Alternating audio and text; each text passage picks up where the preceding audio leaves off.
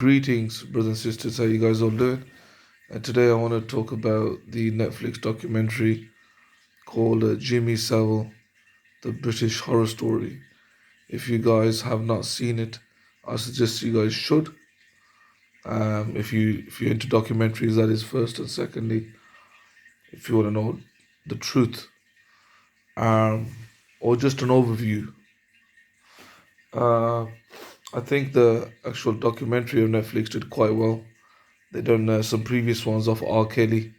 I watched that. That was really good. And I watched the Jeffrey Epstein one. And when I say they're good, I'm not saying that I really, it was like I had popcorn and stuff. I was like entertained. The information which I was receiving from these documentaries is good information, able to digest and able to see how these famous people or how these powerful, well, then nobody's powerful, but how they're able to manipulate the entire public and get away with it.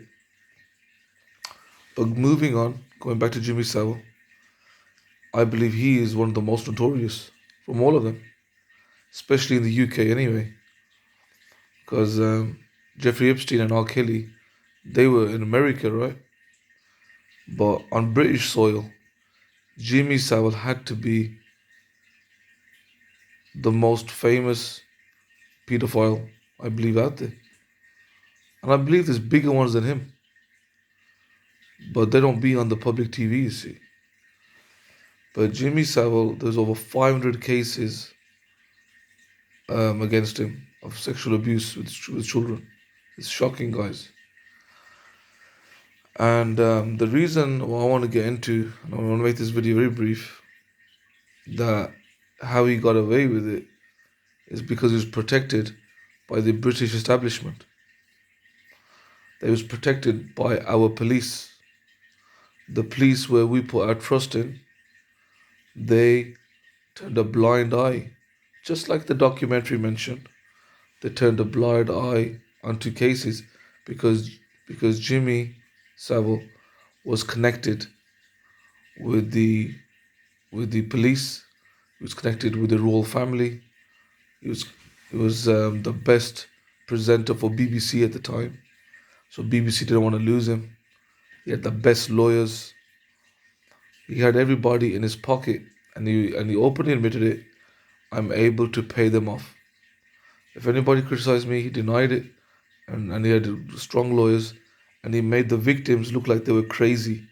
He made them look like the victims were crazy, that they were stupid, and they were and the victims were afraid of him, and sometimes they wouldn't report it. But then it mentions in the documentary that the internet came out, and the internet was able to create communications, and there was forums. Like how you got these modern forums, and people can just join in and join in. So they're talking about a particular school, and that's how the investigations start happening.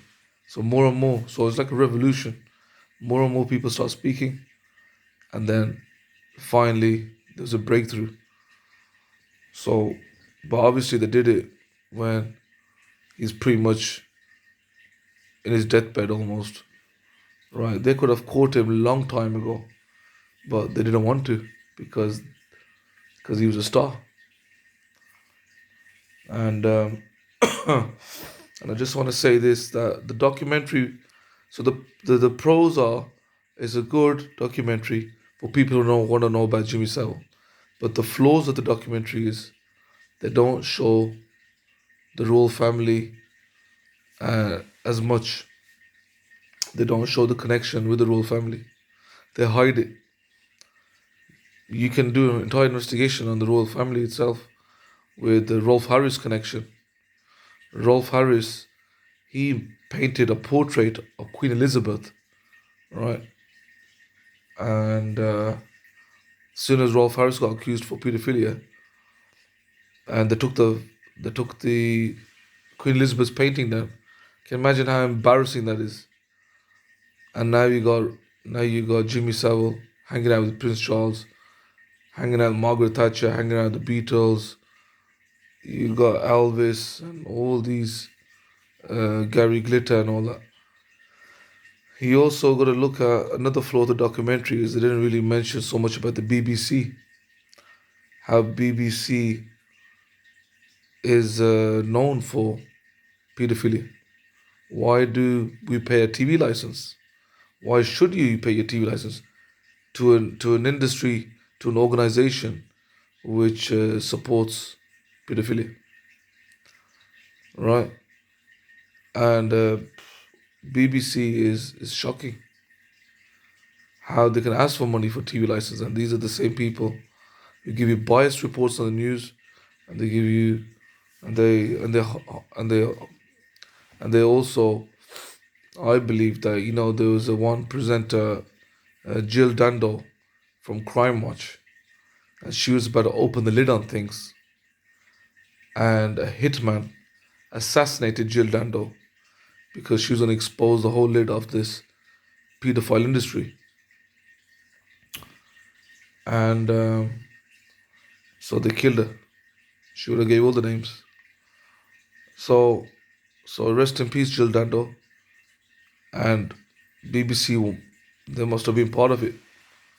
So what it is, guys, that I'll say further that Jimmy Savile, they're still going on right now.